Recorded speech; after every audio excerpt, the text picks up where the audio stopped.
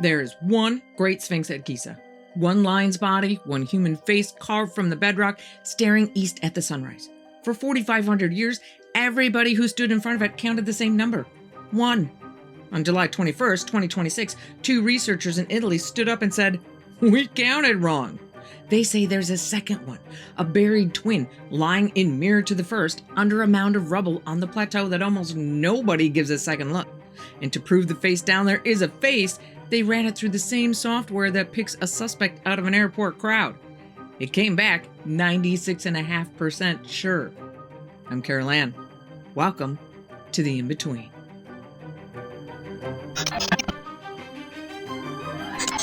If you've never heard of these people, here's the one sentence you need. For the last few years, a team out of Italy, including Filippo Biondi and Corrado Malanga, has claimed they can see underneath the Giza Plateau from space, mapping what's buried in the rock with satellites. And what they say is down there would rewrite the entire story of who built Giza and when. We've followed them pretty much from the beginning. Their assertions of deep shafts and underground chambers the size of skyscrapers, and their standoff with the men who guard Egypt's past. And every single time, they get the same results. Fascinating claim. No shovel. This is their closing argument. A 3.5-hour presentation of their latest findings. And somewhere in there, past all the theorizing, sits the most testable thing they've ever said out loud, along with one number everybody's now repeating. Stick around, we'll get to both. But before we go underground, we have to talk about the one we can see. People have been squinting at that one for decades, feeling like something about it was just a little off. The Great Sphinx faces the rising sun. The textbooks say that the pharaoh Khafre had it carved around 2500 BC, the same Khafre whose pyramid stands right behind it, the middle of the three. But stand in front of it and let your eyes wander, and something nags at you. The head is too small, way too small for that enormous body. It's one of the first things artists and engineers notice, and it has fed a long, stubborn hunch that the head we see was recarved, shrunk down, and reshaped out of something older and bigger. Some think it was a lion because the body looks way more like a lion than a man. And then there's the rain. Back in the 1990s, a geologist named Robert Schoch looked at the deep vertical weathering on the walls of the pit that the Sphinx sits in and said that is the erosion pattern of many, many years of heavy rainfall. Real rain, the kind that runs in channels and soaks limestone for ages. The trouble is, the last time the Giza Plateau saw rain like that was thousands of years before Khafre was ever born. Mainstream Egyptology has been arguing with him about it ever since. So the Sphinx has always carried a whiff of something unfinished, older than it's allowed to be, hiding an earlier face. Keep that itch in the back of your mind because the Italians are about to scratch it from a direction nobody saw coming. So how does a team in Italy map a buried statue they've never once stood next to? They never put a shovel in the ground. The whole thing was done with satellites. Quick version, because their radar man, Filippo Biondi, spends a real chunk of this presentation on it. Ordinary radar bounces a signal off a surface and reads the echo, and it barely gets below the dirt. What Biondi does runs the other way. His satellites read the tiny vibrations moving through the ground, the constant micro tremors from traffic and wind and the restless earth itself. And from how those vibrations shift as they pass through different materials, he rebuilds what's down there, slice by slice. A CAT scan of the planet run from orbit. And they have the data to back it up. They've pointed the satellites at a target they couldn't possibly fake.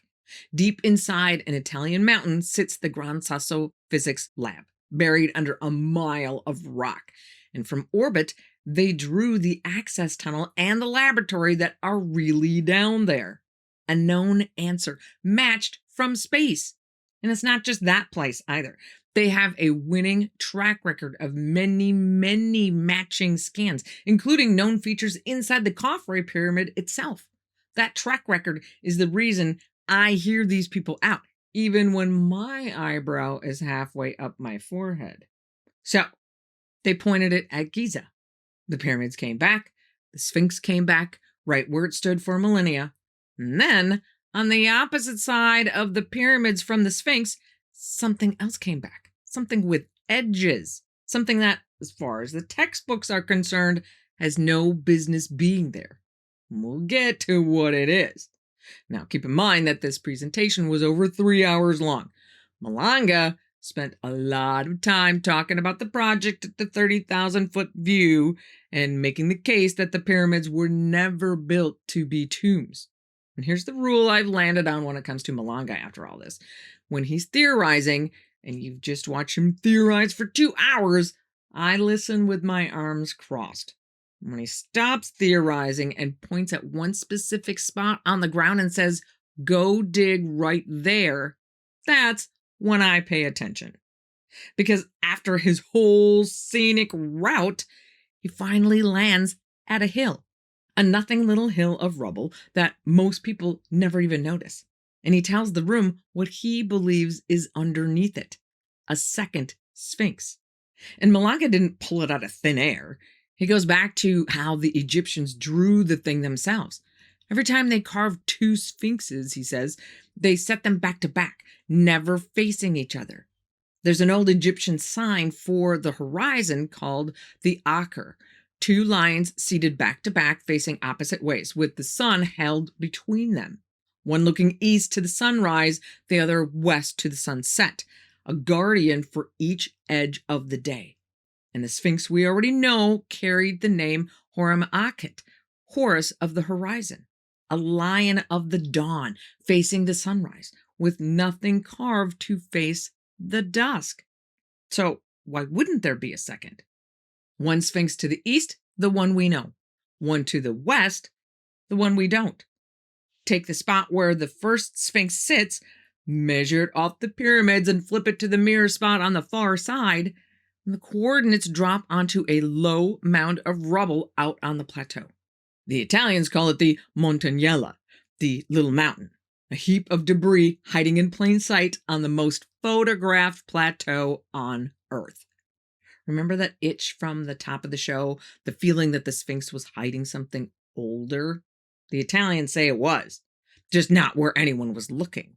A second face lying in the dark, a stone's throw to the side under that little hill, the whole time we were busy staring at the first one. And think for a second about what 2 of them would actually mean. One Sphinx you can explain away.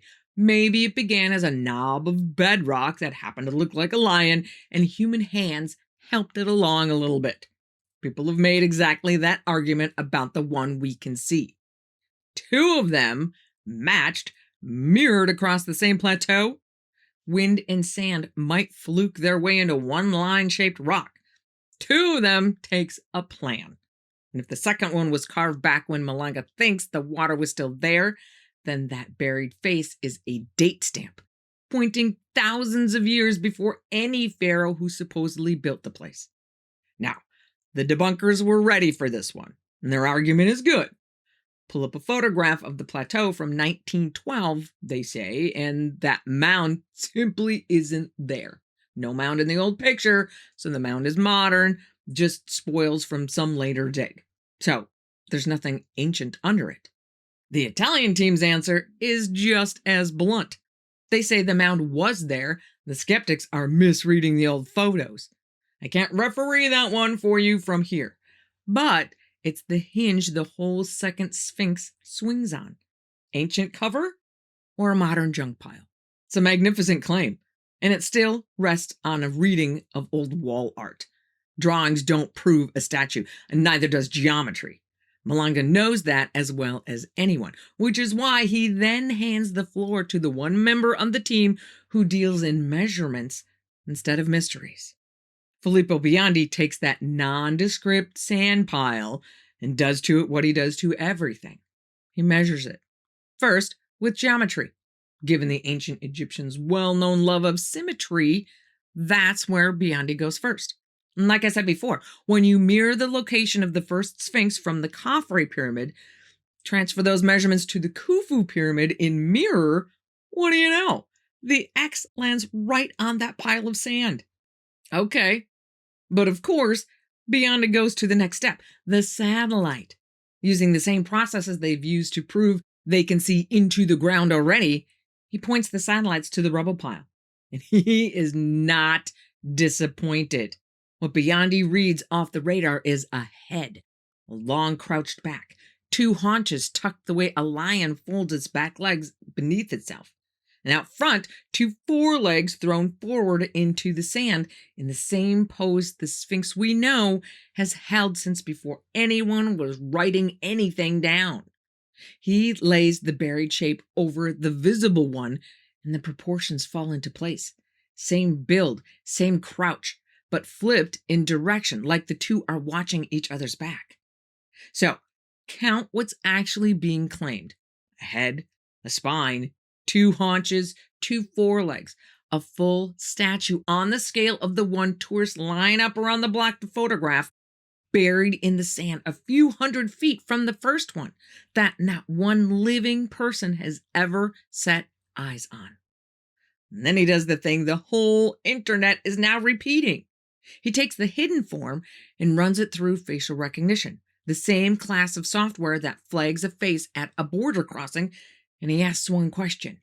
Does this match the Sphinx we know? The first pass comes back decent. He finds it, runs it again, and the number climbs. Runs it again, higher still. By the end, Biondi says the match is sitting at 96.5%. And he doesn't stop at his own software. He says he handed the same side-by-side to a couple of the public AI systems, Gemini and Grok, as a blind test, no thumb on the scale, and says they came back pretty close too. One came back at near 96, the other somewhere in the high 80s to low 90s. 96.5%. 3 different systems. A buried twin under a hill. Sounds airtight, which is the exact moment I want to grab my wallet and book my tickets to Cairo with a shovel in my suitcase.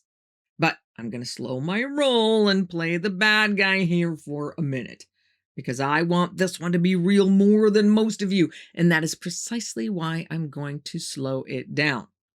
Start with that 96%, because it's doing the most work and it has earned the most suspicion. Facial recognition does one thing in this world. It finds faces. You point it at a weathered, buried, software-constructed lump and tell it to go hunt for the Sphinx, and a system like that will find the Sphinx in there whether the Sphinx is really down there or not. Show those things enough clouds, and they'll hand you a face in every one.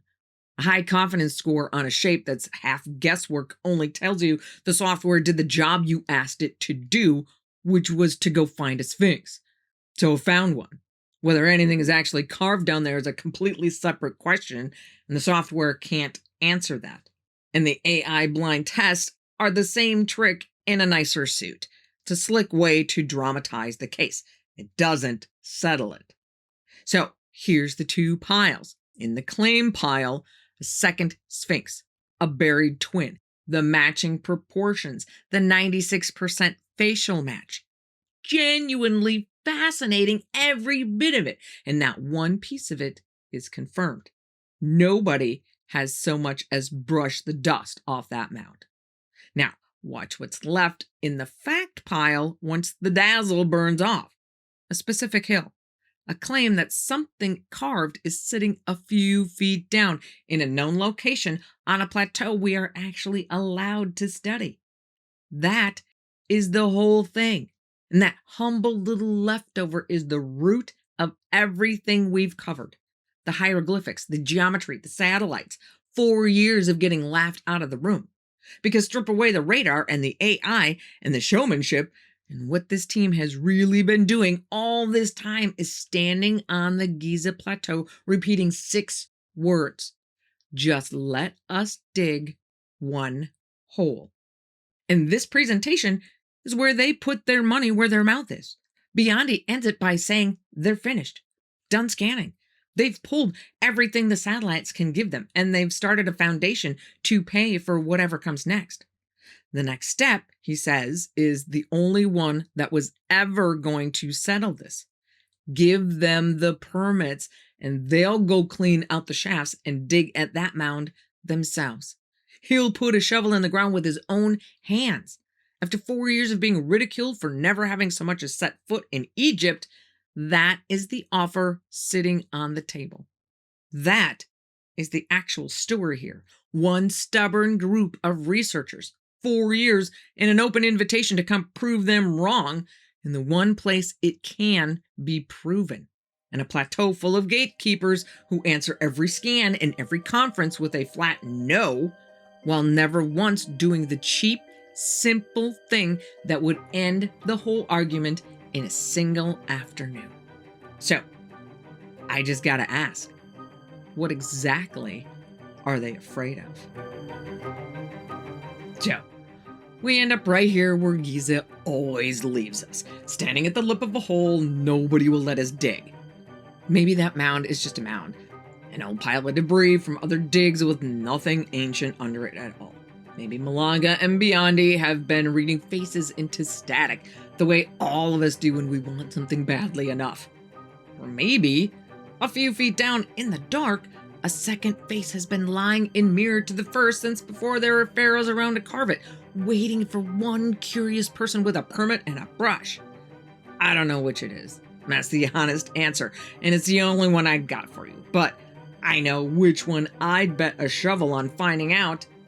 The full presentation is jam-packed with data and loads of info, and the team makes their own case far better than I can squeeze into a few minutes. I'll put the link to it in the description so you can watch the whole thing straight from the source, if you know Italian. And if this was your first trip down this particular rabbit hole, the very first scans that started all of it are waiting for you right here. Be careful out there, and I will see you here again on the In-Between.